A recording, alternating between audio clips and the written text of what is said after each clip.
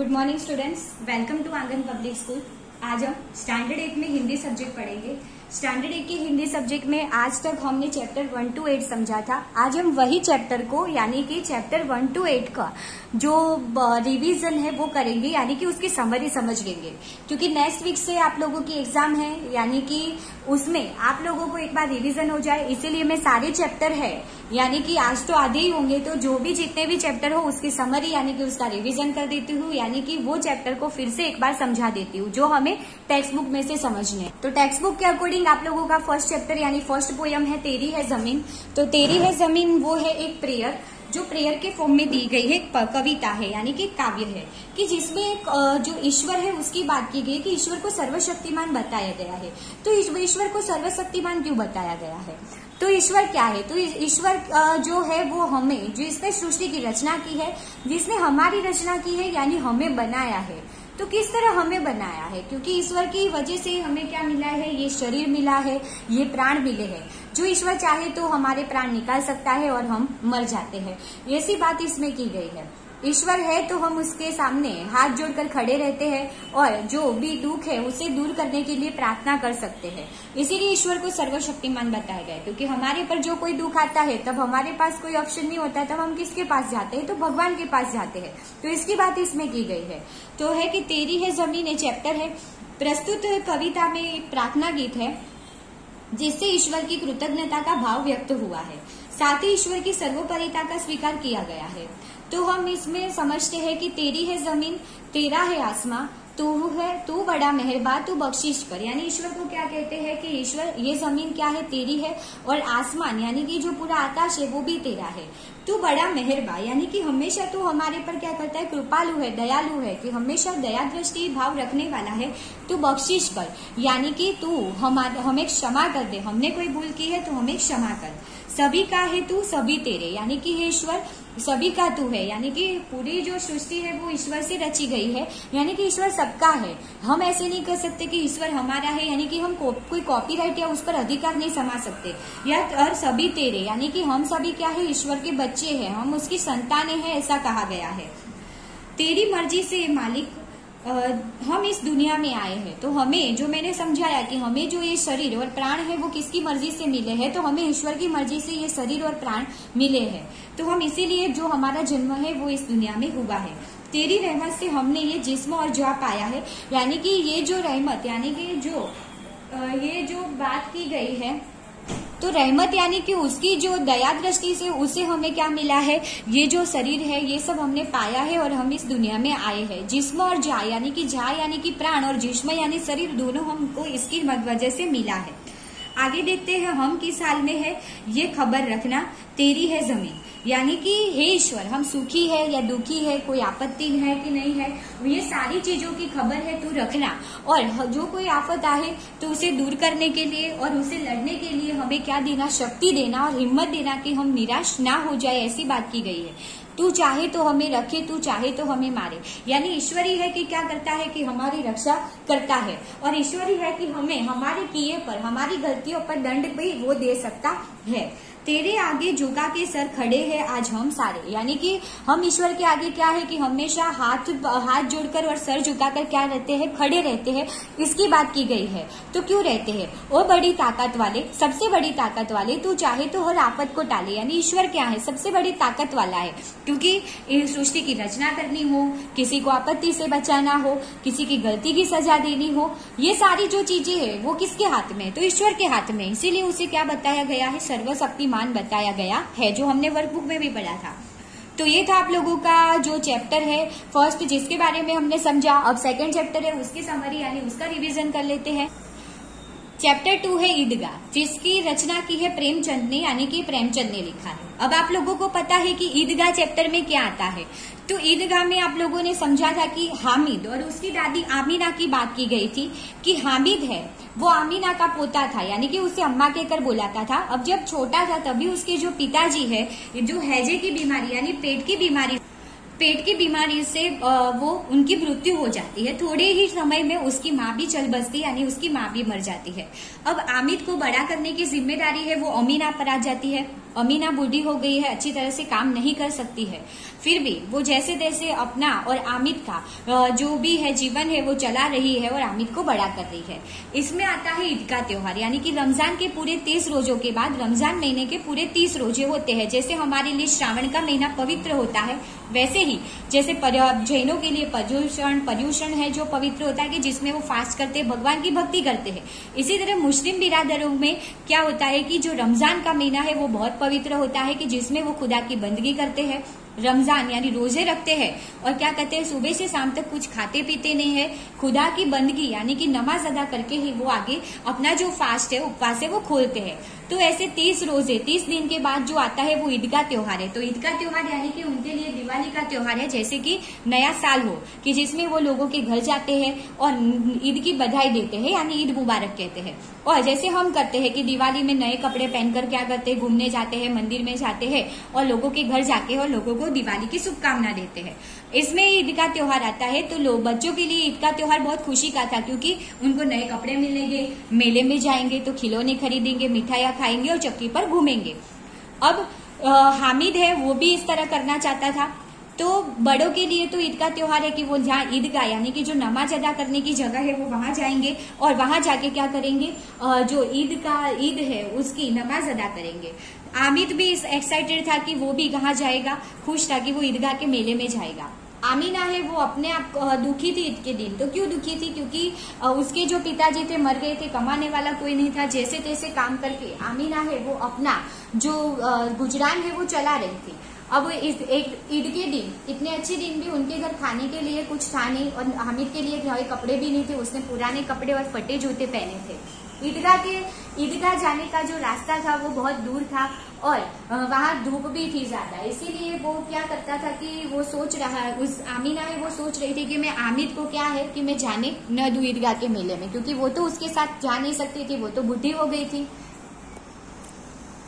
अब क्या होता है कि आमिद है वो आमीना को कहता है कि तुम अम्बा चिंता मत करो, मैं क्या करूंगा कि मैं जब ईदगाह के मेले में जाऊंगा तो वहां से सकुशल जल्दी जल्दी वापस लौट आऊंगा और वो अपने मित्र गांव के लोग और जो गांव के जो उसके मित्र है और उसके माता पिता के साथ ईदगाह जाता है। ईदगाह जाने में सबसे पहले जो वहां ईदगाह के मेले में सबसे पहली दुकान आती है वो मिठाई की आती है, जहाँ तरह तरह की मिठाइयाँ रखी हुई थी। हामिद को भी खाने की इच्छा होती है पर वो खाता नहीं और उसके जो दोस्त है वो खाने वहां रहते हैं।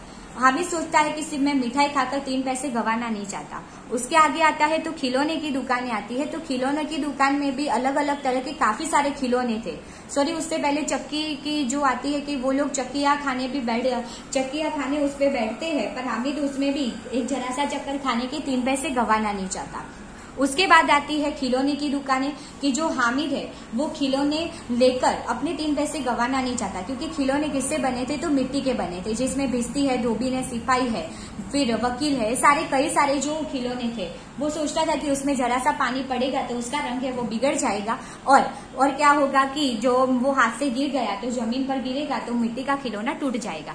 इसके बाद वो सोचता है, थोड़े आगे जाता है तो जो लोहे की दुकान है वो आती है और वहां उसकी नजर चिमटे पर पड़ती है।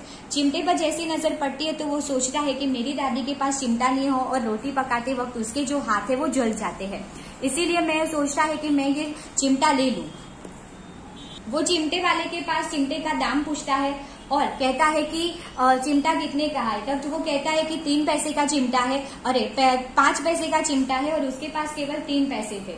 तो वो किस तरह खरीदे, फिर वो आगे चलने लगता है। तब उसे दुकानदार है यानी शॉपकीपर है वो कहता है कि 4 पैसे में ले लो। तब हामिद कहता है कि नहीं, मेरे पास 3 पैसे, तुम मुझे 3 पैसे में दोगे तो मैं खरीदूंगा। तो फिर दुकानदार उसे ये 3 पैसे का चिमटा दे देता है। आगे जाता है तो उसके जो फ्रेंड्स है वो शरबत पी रहे थे। तो हामिद को लगता है कि मेरे फ्रेंड्स ने ना मुझे मिठाई खाई तो भी कोई ऑफर नहीं किया और शरबत भी नहीं दिया। जैसे उनके हाथ में हामिद के हाथ में ये चिमटा देखते हैं तब सब हंसने लगते हैं कि ये चिमटा तूने खरीदा और कुछ नहीं खरीदा। तब हामिद अपने चिमटे के अलग अलग फायदे दिखाता है कि उसको ठंडी गर्मी हो या बारिश हो फिर भी कुछ होता नहीं है। सब उसके चिमटे से प्रभावित होते हैं और बारी बारी से हाथ में लेते हैं। हामिद है वो ईदगाह के मेले में से घर आता है और आमीना है वो उसके हाथ में चिमटा देख लेती है और पूछती है कि तुमने क्या खरीदा। तो सिर्फ 3 पैसे का चिमटा खरीदा। हामिद पर वो गुस्सा हो जाती है कि ना उसने सुबह से शाम तक कुछ खाया ना पिया और एक 3 पैसे का चिमटा ले आया। उस पर गुस्सा हो जाती है, तब हामिद कहता है कि रोटियां पकाते वक्त तुम्हारे जो हाथ जल जाते हैं, इसीलिए मैंने क्या खरीदा, ये चिमटा खरीदा। इतनी बात सुनकर हामिद के आंख में इतनी सच्चाई देखकर वो क्या हो जाता, आमीना है वो तुरंत ही रोने लगती है और हामिद को क्या करती है, गले से लगा लेती है। तो ये था आप लोगों का चैप्टर 2। अब चैप्टर 3 की समरी सुनते हैं, जो है सुनीता। सुनीता को नाम दिया गया है अंतरिक्ष परी सुनीता विलियम्स। जब मैंने ये चैप्टर आप लोगों को एक्सप्लेन किया था, तब सुनीता विलियम्स के बारे में समझाया था कि अंतरिक्ष में जाने वाली वो दूसरी भारतीय महिला थी, क्योंकि वो भारत से किस तरह बिलोंग करती थी। तो उसके पिता जो दीपक भाई पंड्या थे, वो भारतीय थे।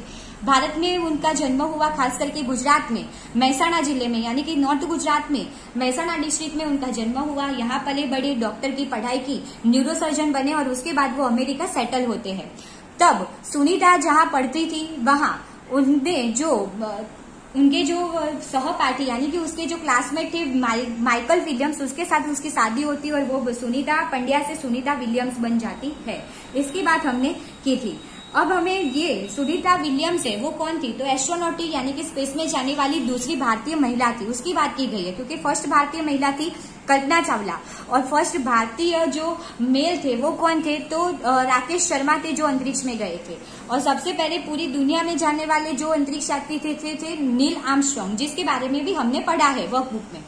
तो इसकी बात की गई है। तो जो सुनीता का जन्म था वो कहाँ, नई बुक में आप लोगों को सुनीता के जन्म के बारे में राइट जो है वो ही दिया है कि 19 सितंबर 1965 को हुआ था, पर पुरानी बुक में दिसंबर दिया है। तो जो मैंने करेक्शन कर दिया है, तो आप लोगों को भी इसी तरह चलना है, करेक्शन करके सितंबर से ही चलना है।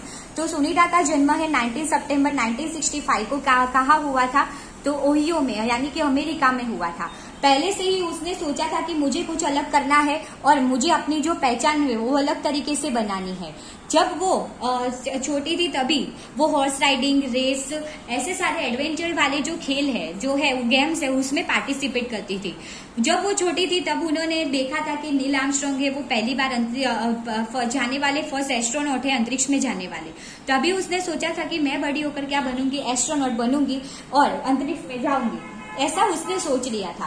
अब क्या होता है कि वो इसीलिए वही वे में, वही दिशा में वो मेहनत करती है। सबसे पहले ग्रेजुएशन करती है, उसके बाद पोस्ट ग्रेजुएशन यानी एमएससी करती है और सबसे पहले नेवल अकादमी में वो जाती है। नेवल में यानी नेवी में जाती है। वहां भी उसने क्या किया, स्नातक किया और फिर अनुस्नातक करती है। उसके बाद वहां व्यावसायिक अनुभव से जुड़ती है, यानी कि वहां जॉब करने लगती है और सारी जो एडवेंचर वाली जो गेम है या जो एक्टिविटीज है उसमें वो ज्वाइंट हो जाती है। उसके बाद हेलीकॉप्टर का प्रशिक्षण यानी कि हेलीकॉप्टर चलाने की जो ट्रेनिंग है वो लेती थी।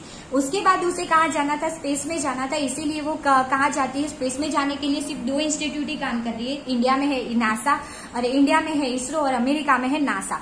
तो उसे अमेरिका में थी तो नासा में गई। नासा में वहां उसने ट्रेनिंग ली अलग अलग तरह की। और उसके बाद वहां जो रशिया में उसने जो अंतरिक्ष से रिलेटेड जो लेक्चर थे वो अटेंड किए।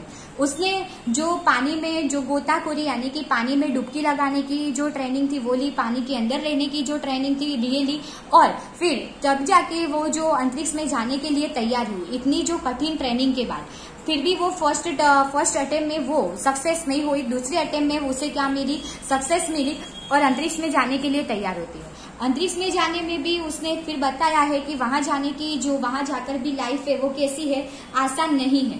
क्यों आसान नहीं है, क्योंकि वहां जीरो ग्रेविटी है, जो मैंने आप लोगों को लाइव लेक्चर में भी बताया था कि जीरो ग्रेविटी में काम करना बहुत मुश्किल था।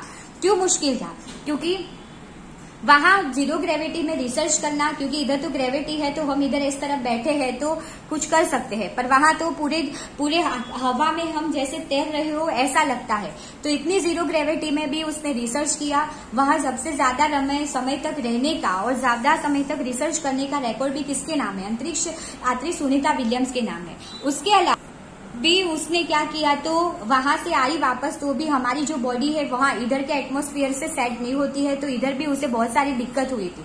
तो इस तरह सुनीता ने अपने जो सपने हैं जो देखे और साकार किए, पर किस तरह किए, कड़ी मेहनत से किए। और उसने एक एग्जाम्पल दिया कि लड़कियां कुछ नहीं कर सकती तो लड़कियां अंतरिक्ष में जाकर भी वापस आ सकती है और इस तरह सक्सेस रह सकती है। उसका इसने क्या दिया, उदाहरण दिया। तो स्टूडेंट ये थे आप लोगों के चैप्टर 1, 2, 3 जिसके बारे में हमने समझा। तो यही जो रिवीजन था, अब नेक्स्ट लेक्चर में हम आगे के चैप्टर है उसे समझेंगे और उसके बारे में हम रिवीजन करेंगे। तो आप लोगों को सिर्फ ये समझना है और चैप्टर ये जो है जो रीड करना है। Thank you.